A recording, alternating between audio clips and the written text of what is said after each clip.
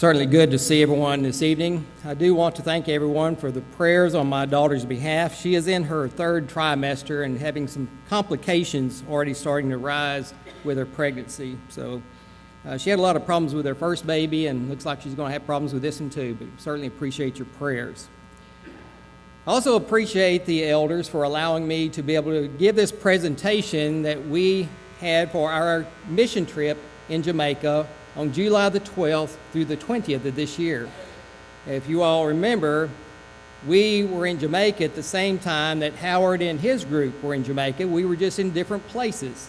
But I appreciate the elders for supporting us in this work, and appreciate all the individuals that also helped out financially.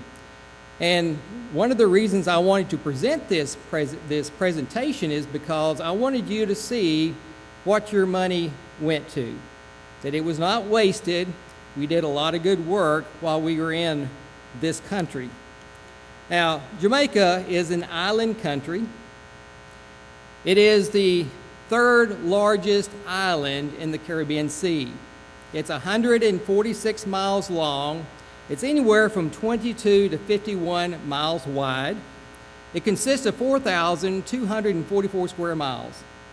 Now, Jamaica is a mountainous island. In fact, the Blue Mountain Range runs almost from one tip to the other, with the highest point of about 7,400 feet above sea level. It is about 90 miles south of Cuba, and therefore it is a very tropical island.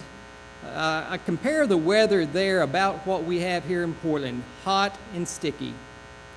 The population of this island is about 2.9 to 3 million people. And about 69% of this people, they claim to have Christianity as their religion. And I put that in quotations. There are two major languages that are spoken, English and Patois. Patois is said to be the language of the slaves that they brought over from Africa. And I've listened to the language, and it just sounds like really, really bad English to me. But here on this island, its capital is Kingston, and it boasts about a quarter of the population of the whole island. And in Kingston, there's a lot of crime. I looked it up one year. I didn't look it up this year, but at one time, it had the fourth highest crime rate in the world. And so when we go into Kingston, we get our stuff done and we get out as quickly as possible. Now, the great majority of Jamaica's people are of African ancestry. They are actually the descendants of the slaves that were brought in by the English colonists. And Jamaica became an independent country. They declared their independence from the United Kingdom in 1962. Now, there are two major airports in Jamaica. You have Montego Bay up here on the northeast corner. And you have Kingston down here on this corner. Let me back up a little bit. Okay, we flew into Kingston, and then we got a car and five 18-passenger vans, and we traveled to Sandy Bay right here in the southern part. Now, when we arrived at the airport, of course, we made quite a spectacle. Made quite a spectacle because you could see the sea of blue. We all had on the same shirts, and we had a massive amount of luggage. There were 53 of us, and we had 2 pieces of luggage apiece. So you can only imagine how much we had. We had to rent this big cargo truck to haul all of our luggage. And of course, like I said, we had to also rent a car and 5 vans to haul all the people. Here is Brother Brooks, both Brother Brooks. One of them kind of fell asleep on the way to Maypen or to Sandy Bay. And of course, you don't do things like that when Kelly has a camera in her hand, because she will take a picture of it. Here we arrived at the church building, and we unloaded about half of our luggage there. That would contain all the supplies. Everybody had to take at least 2 pieces of luggage. Well, that's all we could carry unless you wanted to pay extra. But one of them was supplies, and the other one was your personal bag. Once we finished unloading half of the luggage at the church building, then we went to the motel and we unloaded all of our personal bags. And here's the team here. It consists of 53 members from 6 different states, 14 different congregations. The youngest was 14 years old. The oldest was 76 years old. So we had quite a span of the age group here. And with this number of people, you've got to be able to delegate, you might say. So there were numerous coordinators to help to corral all these people and to get the job done in a proper way. If you remember, Jethro, the father-in-law of Moses, had to get him to understand that you have to delegate the work. You can't do it all by yourself. And Rob Whitaker is our director. This is him right here. And he has learned how to delegate. Here are all the coordinators in our group. On the far left there is Gary Whitaker. That is Rob's dad. He is the transportation director. He was in charge of all the vans. If they broke down or whatever, you talk to him. And he's also our treasurer. Next to him is Stan Mitchell. He is the medical coordinator. And then next to him is Thaddeus Duncan. He is the preacher at the Sandy Bay Church of Christ. Next to Thaddeus is Brian Pitts. He is the construction coordinator. And then you have Mel Hutzler. He is the preacher at the Northern Oaks congregation in San Antonio, Texas. He is not just the co-director, but he's also the director of the worship and the teaching. Then you have Rob Whitaker. He is our director. Next to him is his wife, Nicole Whitaker. She's the director of the Vacation Bible School teachers. And then you have Bobby Burris. He is the preacher for the Butte-Kyle Church of Christ here in Texas. He is the coordinator of the evangelism, more specifically the door knocking. And then I was the director of the tent studies. So there are 2 evangelism coordinators, me and Bobby Burris. Every day when we met at the building, we would get up at 7 o'clock, eat breakfast at the motel, and then we would go to the church building. And every day we started the day with a devotional. Here, as you can see, this is probably the first day, and it's mostly us Americans. And as time went on, the devotional group grew. In fact, the people from the community would come in and sit in on our devotional. So it was a great evangelistic effort even here. There were 4 major areas of work that we wanted to accomplish while we were down there. The main one, of course, is the evangelism, to teach the gospel of Jesus Christ to the lost. In doing this, we had a gospel meeting that went from Sunday through Friday every night.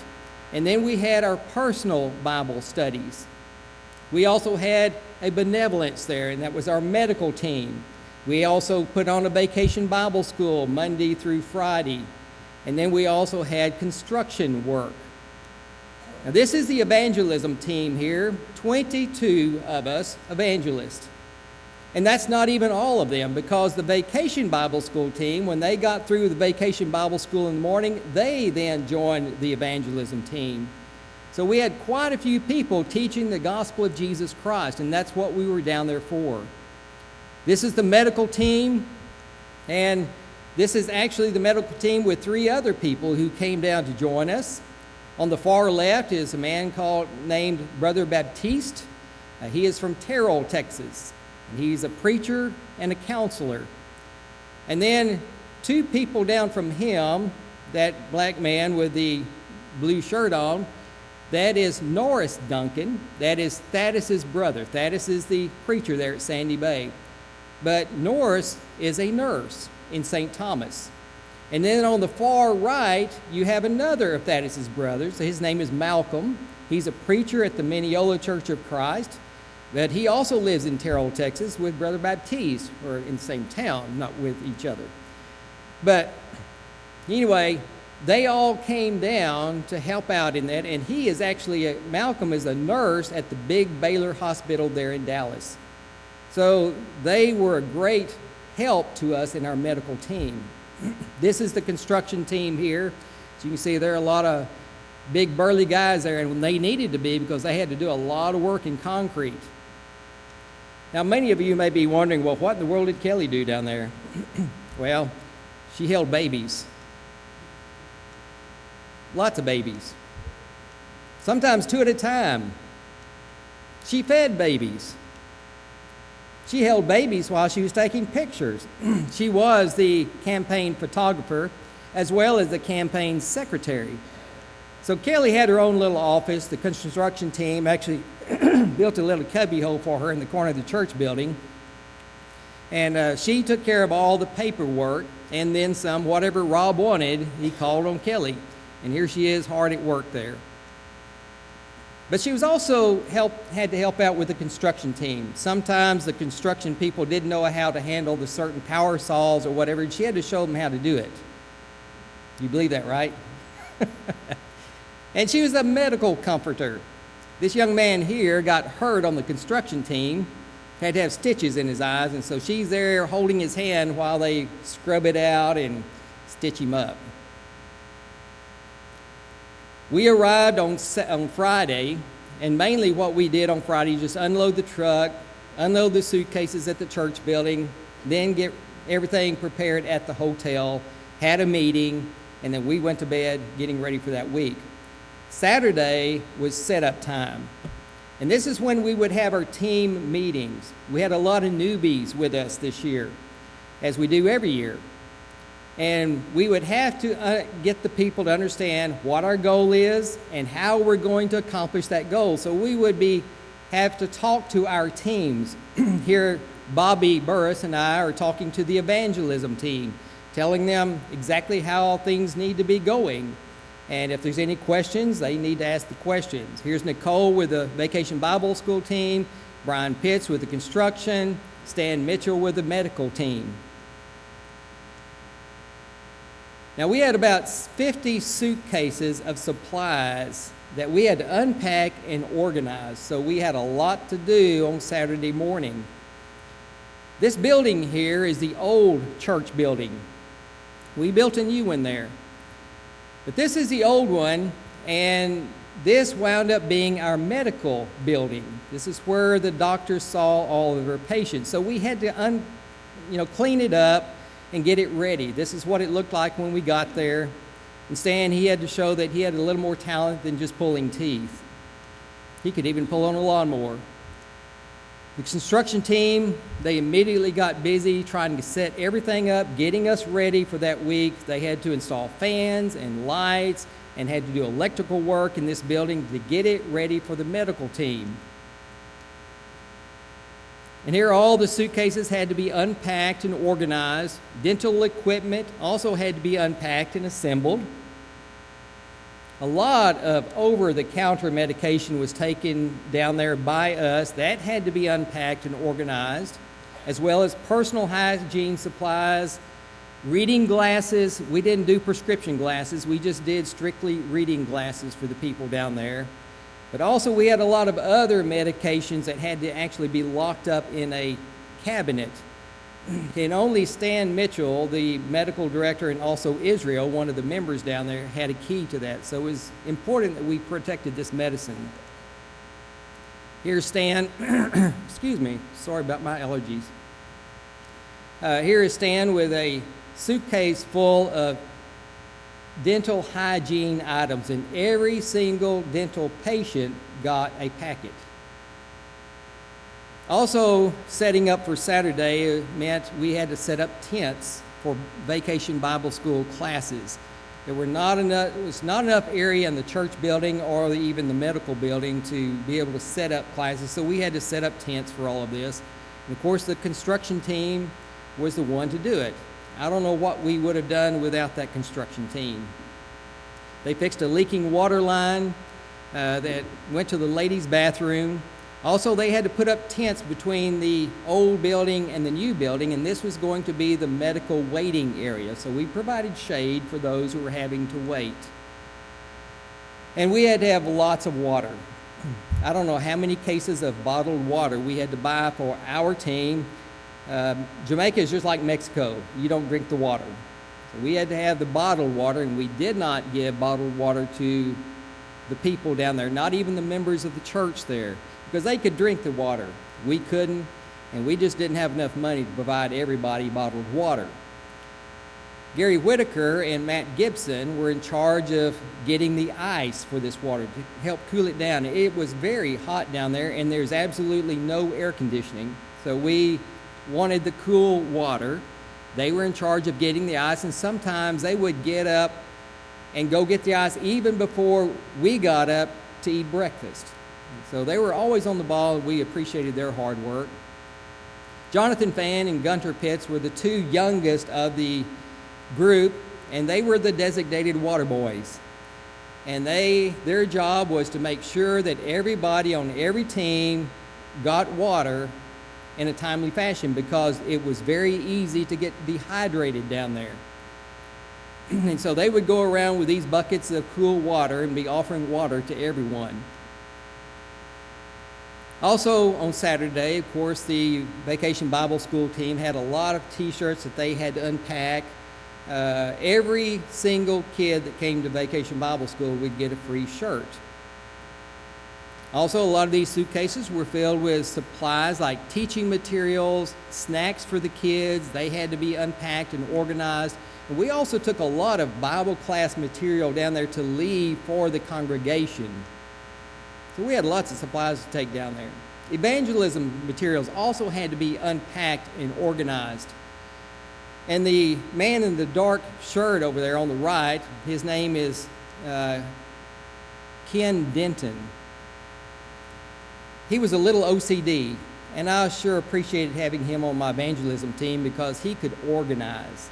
I am a terrible organizer. We had so many Bibles, Bible tracts, books, the evangelism books we had to have. We had to put them in only 2 cases, and trying to find a place to organize everything that we had and what was already there was very difficult, and he was a lifesaver. As soon as we got all the suitcases unpacked and things mostly organized, then it was time for us to go into Maypen. And we started handing out flyers. We would hand out the house-to-house, heart-to-heart flyers that had a lot of the information concerning our campaign. And we would hand them out to anybody, cars passing by, whatever. The guy in that stocking cap, you can tell he's a Rastafarian. That's dreadlocks underneath that. They were very difficult to talk to, but they were talkative, but very hard to convince. And as you notice, it didn't take the police long to find Kelly. But Setup Saturday is a very long, exhausting day. And you can tell everybody just dead in their tracks, including me and Kelly. Now, Bobby Burris there, ain't nothing coming between him and his food, not even exhaustion. Come Sunday, it was time to assemble together for worship. And I taught the auditorium Bible class, as I do every year that I go down there. But also we had Bible classes set up for all different age groups. Sunday morning for worship, Stan Mitchell is always the designated song leader, and Brian Pitts usually brings the sermon on Sunday morning. Now remember, he is the construction coordinator. And I don't know if you can tell what he's got in his hand right there. That's a 3-foot aluminum level. That's his pointer. I thought that was priceless. Here is the crowd gathered on Sunday morning, about 125 that morning. And the interesting thing is the young man there on the far right, his name is Kevin Morris. And the first year we ever went to Jamaica was in 1997, when Rob and Mel and I were all second-year students in Southwest. And when we went down there, we had some studies, and Mel studied with Kevin Morris, and he was baptized, and he's been faithful ever since. In fact, he is the associate minister there at the Sandy Bay Church of Christ. In our worship services, it's not just us Americans doing it. It's not just the Jamaicans doing it. We share in the responsibilities of the worship services. Now, on Sunday is something else that we also did. And Sunday afternoon, after worship, after we went back and ate lunch and had a little rest time, the medical team always went back and they would perform medical services for the brethren. And here we see Thaddeus there having his teeth cleaned. Corinth also apparently had hers just cleaned. I remember the last time we went down there, she had to have 2 extractions. So they do just about everything. And normally we are just cram-packed with people helping them, but this year was different. They got through quite early because there were 5 other campaigns going on at the same time that we had them. Because usually they not only help the brethren there at Sandy Bay, but any congregation of the Church of Christ, they would help the brethren. They were all having their own campaigns. Of course, Mandeville was having theirs and several others, so we just didn't have quite the number of people that we normally do. We also began Bible studies immediately on Sunday afternoon. Most of the studies on Sunday are family and friends of the members of the congregation there that they had invited to come to church. And so while they were sitting there, we were asking them if they wanted Bible studies, and several of them decided that they did want to study the Bible. And also, since there were not so many Bible studies ready for us on Sunday, a group with Bobby Burris went out and did some door knocking, trying to drum up a little interest in our campaign. And they would hand out the house-to-house, heart-to-heart flyers. Now, in Jamaica, it's quite different than it is in America. You don't go up to people's door and knock on the door. You go to the gate. And you don't walk into the yard, you holler to them at the house. Now, again, there is no air conditioning around there, at least not yet. So you holler to them in the house, and if they're in there, they'll answer you. Or you take a rock and you rap on the gate if it has a metal gate there to get their attention. Now, of course, in the evangelism, that is the most important reason we were down there, is to teach the gospel of Jesus Christ to the lost. And we had personal Bible studies every day, all day. And what we used was the Does It Matter booklet written by Bobby Bates. And that was our study material. And it is very effective. It was the same booklet that we used back in 1997 when we went down there for the first time. And we're still using that booklet because it is very effective. All total, we had 110 completed Bible studies and 54 incomplete. Now, the incomplete was there for various reasons. Sometimes if the people could not read well or did not understand good, it took a long time to do the study. Sometimes we would have to try to break it into 2 different parts. A lot of times they didn't come back. Sometimes they did. But what we did is we left detailed contact cards that we left with the preacher there, that while we're gone, he is now going out and looking at these prospects. He's determining which ones are the most important to start with, and he just works his way down the line. But he follows up on every single study that we had. If they didn't complete the study, he's going to try to complete it. If they did complete it and did not obey, he's going to try to encourage them if they will obey the gospel. And if there's a situation in the family preventing them from obeying, then he's trying to work with them on that. Now, we had some tables that they had bought that we set up. We had about 17 tables. But there was a point in time there that there were so many studies going on that we didn't have enough tables. So the people would just find a couple of chairs and pull them together. At one point, we counted 25 studies going at one time. And that was pretty amazing, I thought. Here's an interesting man right here. Thaddeus Duncan is the preacher there. His wife is named Corinth. This is her daddy. And Ken Denton studied with this man. He was 82 years old. He's been a Baptist all of his life. Now, he's been studied with more than once, but he has never obeyed the gospel. Ken Denton got a hold of this man, and he studied with him with this booklet, Does It Matter? And the man was convinced that he was wrong, and he needed to do something, but he kept wanting to put it off. He wasn't ready, not yet. Why not? He couldn't give us a reason why, just not ready. And of course, I talked to him a little bit, and I said, "Sir, you are 82 years old. You don't have time to wait." I said, anything that happened to you? He said, you need to consider this very seriously. And Ken studied with him for a good 2 to 2.5 hours. And finally, we had to go back to the motel for lunch. And Ken said, I'm not leaving this man. So he stayed with him during lunch. When we got back, this man was baptized into Christ. What a great thing that Ken did, that he stayed with him. He was not about to go and lose a soul just over a meal. That's the kind of evangelist that we had. Here, Brian Carver is studying with a man called Dr. Danny. He's a medical doctor in Jamaica. Very smart man. He studied with him twice. And that tells you that when they come back the second time to finish the study, that there's some interest there. His wife, Danny's wife, was already a member at the Sandy Bay Church of Christ, but he was absolutely nothing. And when Brian finished the study with him, Dr. Danny was in tears. He says, I've never heard anything like this before. And now he's a member of the Church of Christ. He was baptized into Christ that day.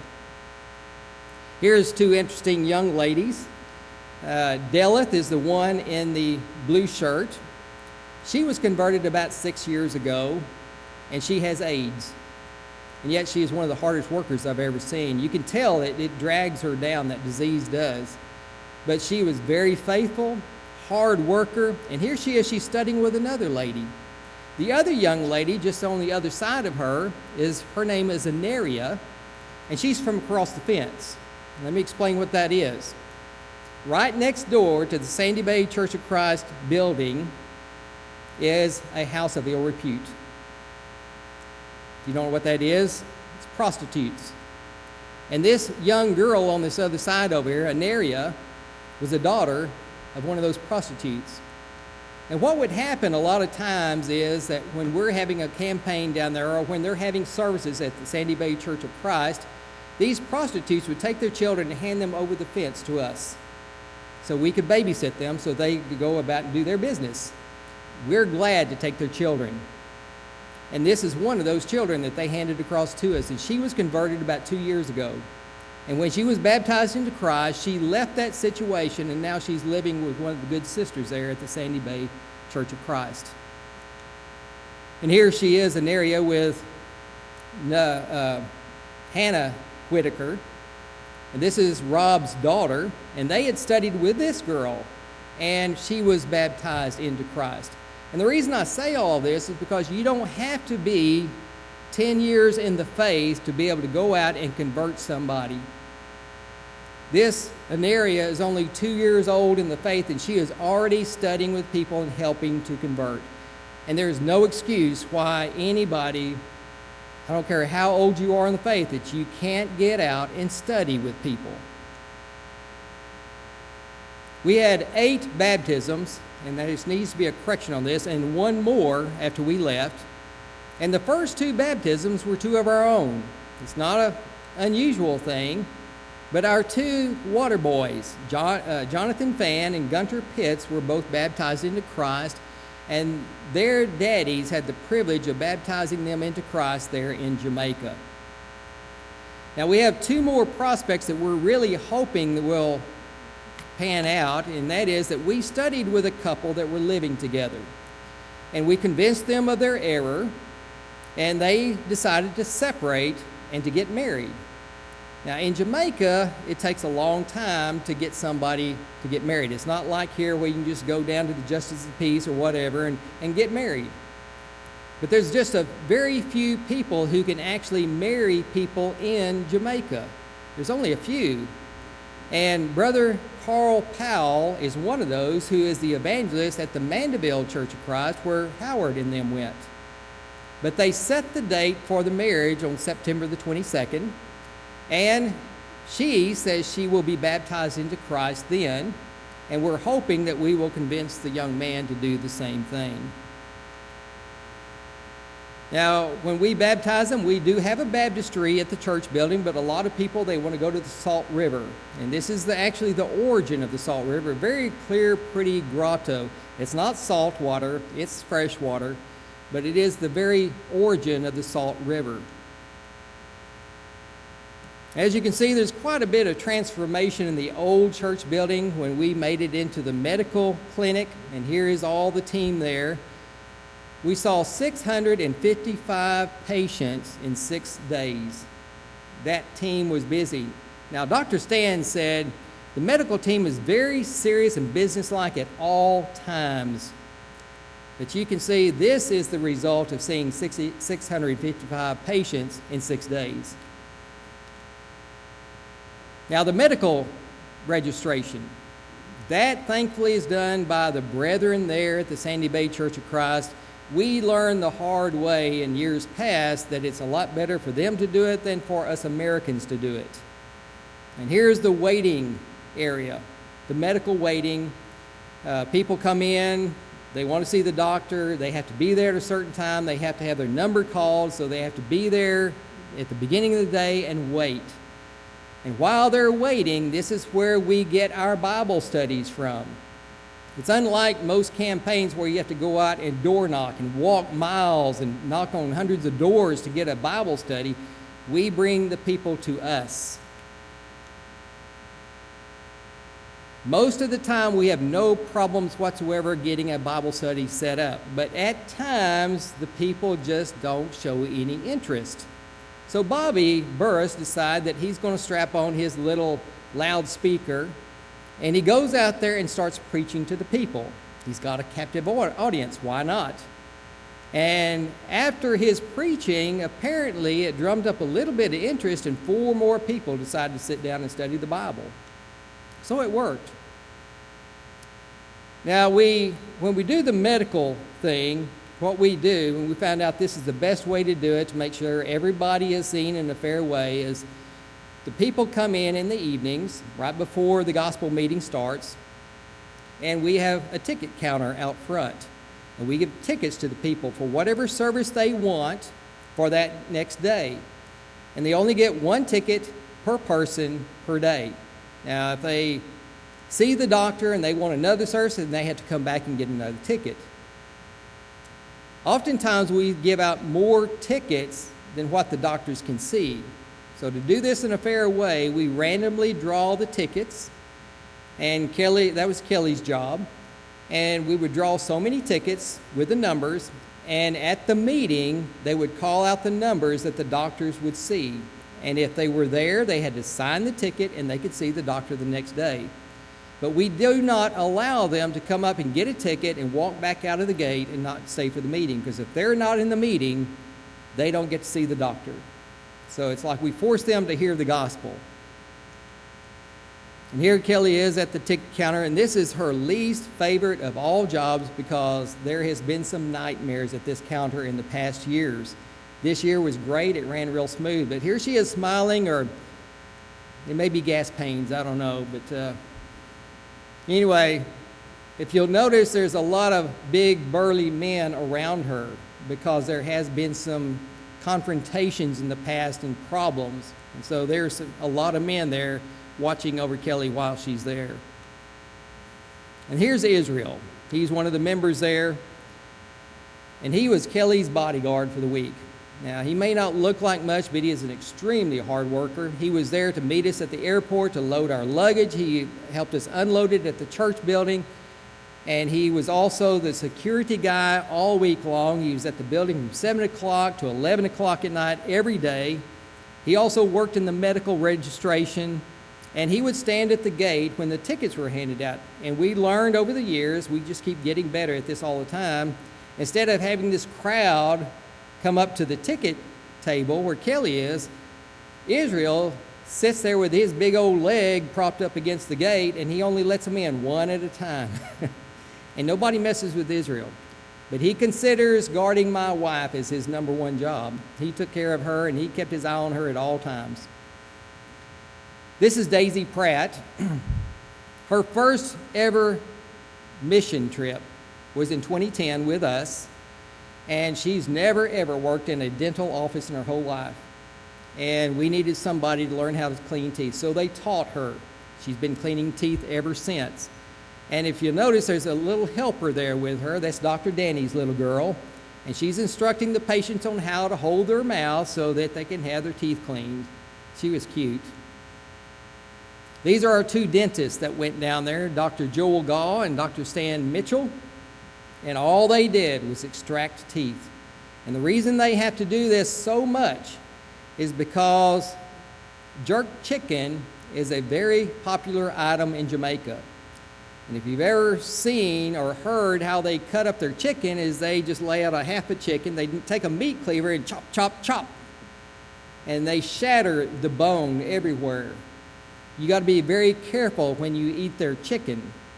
And I think the dentist said, Dr. Stan said, that probably 65% of the broken teeth are because of the chicken bones.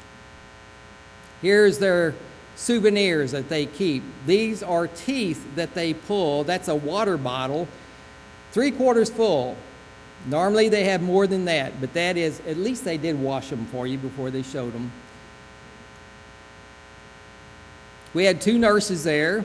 Lori Williams was a nurse, and then also Malcolm Duncan, who is Status's brother. He's also a nurse, and like I said, he's actually a nurse at the big Baylor Hospital in Dallas. And then his other brother, Norris, is also a nurse. He's from St. Thomas. And then Dr. Danny also got on board. As soon as he was baptized, we put him to work. Like I said, he doesn't get off very often, but he took off 2 days to study the Bible, and we baptized him that last day, and what time he had left, we put him to work in the medical tent. This is Brother Baptiste, and he is a preacher and a counselor, and now he knows how to do exams for reading glasses. And here is Sister Vernay Wine. She is also one that helped with the reading glasses. We had Vacation Bible School all the way from Monday through Friday in the mornings, and we averaged about 65 in attendance. Normally, we average about 200 in attendance, but what we learned this year is that Jamaica just started summer school for the kids that had low grades. So we just didn't have the kids to pull from. But each child got a t-shirt. We took enough t-shirts for 200 kids, and we only had about 65. So we had a lot of t-shirts left over. This is the 4 to 6-year-old class. And I'm told that they were the most lovable class. There's Bobby Burris in there. He doesn't know what age group he belongs to, but he's pretty lovable himself. And of course, Sister Wine was the teacher of that class, and she did an excellent job. And this was the first time for her to teach in Jamaica. This is the 7 to 9-year-old class. And they were also well behaved. In fact, all the classes were well behaved this year. I don't know what it was. Maybe we gave them something in the water. This is the 10 to 12-year-old class. There's Jennifer Brooks, Wendy Gibson, and Leah Hopkins taught that class. And there's Stephen Brooks. Now, he would go around at the beginning of the classes, and he would start the classes off in leading songs for them. This is the teen class. It was the biggest class we had. More times than not, it is the most unruly class. But Matt Gibson taught that, and I don't know if he had a way with those kids or what, but that was a very good class. Normally we have to have another 1 or 2 men standing in that class to keep order in that class. Also in this teen class, you might notice that there is a young girl there with about a 4 to 6-year-old kid in her lap. This is very common in Jamaica for young, very young women to wind up being pregnant. More common than what it is here in America. But it's something that they have to deal with. This is the church building back in 2010 when we first started going to Sandy Bay. As you can tell, it's just an old cinder block building. There's no steps to it, no doors, no windows, nothing. On the inside, they had already rendered the inside walls, but nothing else. The lights that you see in there, we actually put those in when we were there in 2010. When we got back in 2015, this is what they had accomplished themselves. They put the portico on the front, they'd rendered the outside, they'd put the metal grates on the windows and the doors so that they could secure the building. These brethren here are not just sitting back waiting for us to get there to do the work for them. That's why we like going to Sandy Bay, because they are some hard workers. At the end of the week in 2015, we had already painted the building on the outside and on the inside. We'd started installing windows, and we also built a front wall and built gates and installed the gates so that we could secure the compound. When we arrived in 2017, they had already started building a corridor around one side on the east side of the building. And the reason they decided they needed this is because the construction on the original building was not that great, and it started leaking water inside the walls and shorting out our electrical work. So we decided to put a corridor on that one side. And also, these are the side doors, and that's the bathrooms. And this would also help prevent people from walking right down the middle of the auditorium to go to the bathroom. They could go outside and walk down. But they had already had that framed up by the time we got there. Then when we arrived this year, you could see that they had started another extension of that corridor around to the front door. And like I said, these people, they'd already done all the framework, and it's almost ready to pour concrete. They've done a lot of work there. And this is the picture of the corridor of what they have already done. Of course, they had to build their scaffolding, their own ladders. We can't carry ladders on the airplane. They don't fit too well. So they had to build their own. Here they are getting ready to pour concrete, to building the forms for the concrete. And of course, this right here is probably not an OSHA-approved practice right here, but they get away with it in Jamaica. And they've actually come a long way with the way they do things. When we were there last time, in 2017, a lot of their scaffolding and everything was still made out of bamboo poles. Now, as you can see, it's all cut lumber. But they have come a long way. Now, of course, no construction project in Jamaica is easily accomplished because everything has to be done by hand.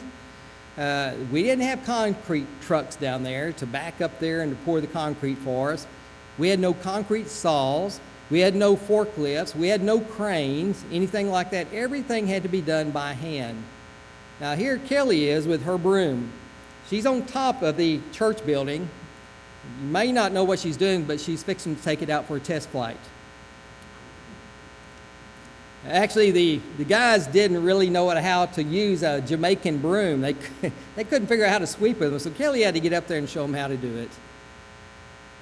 Here's the corridor on top. It's already got the rebar in, ready to pour the concrete. And what they do here, they mix the concrete on the ground by hand, and then it was loaded up bucket by bucket, 3 steps at a time to get it to the top of the building. Here they would load it here, and then once they poured it on top, then they would throw the buckets down, and it was like an assembly line, and it was not an easy job at all. And here it is showing it up top. They would hand the buckets up to Fred. He's the one in the hat, and he would pour the concrete. He was a hired help, and he would pour the concrete, but anyway, it was a hard job, and it was also a nasty job. And it was also a dangerous job. Here, Travis, we saw him earlier, he got hit in the eye with a bucket that went flying. In fact, they're plastic or rubber buckets, but they have a metal handle to them. And somebody threw a bucket down, hit Brian Pitts in the head, it bounced off and hit Travis right in the eye, cut him open, and he had to go to the dentist to get stitches. And there Kelly is trying to help comfort him because it was a painful thing. She said he almost broke her hand squeezing his hand whenever they started cleaning that out. But this young man is a very hard worker. The whole time Joel was stitching him up, he said, "Can I go back to work today? I don't want to go back to the motel. Can I go to work?" And as soon as they got him stitched up, he was right back to work. Here's the finished product on top.